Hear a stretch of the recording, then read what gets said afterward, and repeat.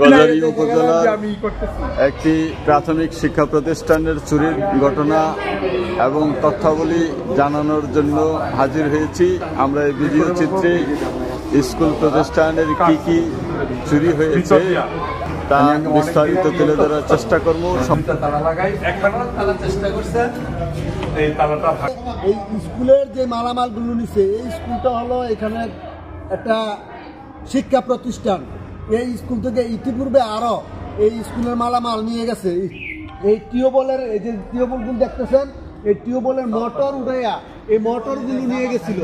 এই স্কুলের বেঞ্চগুলো কেটে রড নিয়ে বিক্রি করে, রড নিছে গা, আরো অন্যান্য মালামাল নিছে গা। আজকে দেখেন দুইটা ল্যাপটপ, এই ল্যাপটপের ভিতরে এই স্কুলের যত তথ্য আছে, সরকারি বেসরকারি তথ্যগুলো, সমস্ত তথ্যগুলো নিয়ে গেছে। আসসালামু আলাইকুম, আমি ৭২ নং নতুন চরচাশী সরকারি প্রাথমিক বিদ্যালয়ের প্রধান শিক্ষক।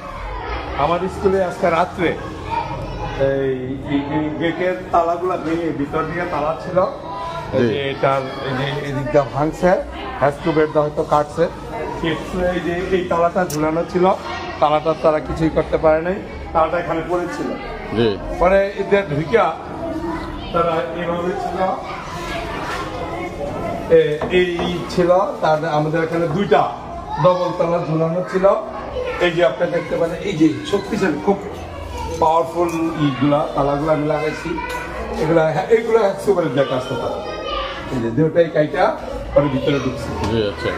ঢুকার পরে দেখেন কি অবস্থা, এই যে আলমারিটা, এই যে আমাদের এইগুলা দেখছেন, তারপরে এই যে অবস্থা, এই যে আমাদের এই আলমারিটা, হ্যাঁ আমি এই আলমারির ভিতরে আমার দুইটা ল্যাপটপ এবং দুইটা প্রজেক্টর ছিল।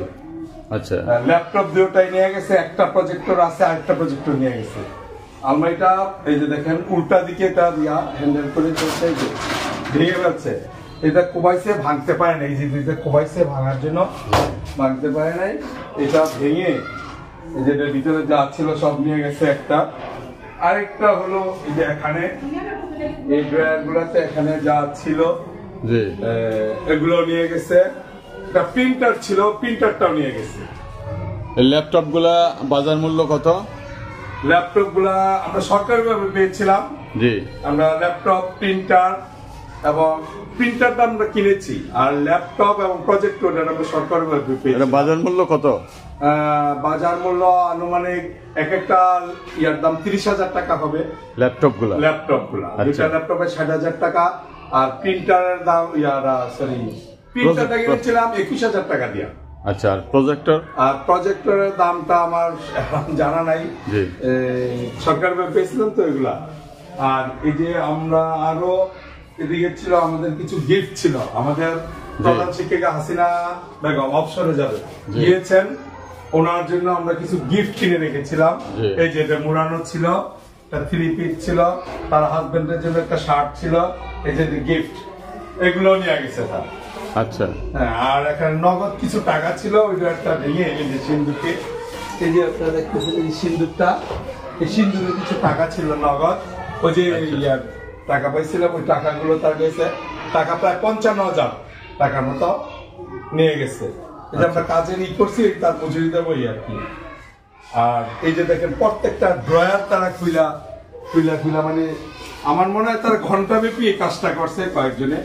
আমাদের যা ছিল আর কি কিছুই নাই, পুরান একটা প্রিন্টার শুধু আছে, আর সবকিছু নিয়ে গেছে। এই হলো আমার কথা।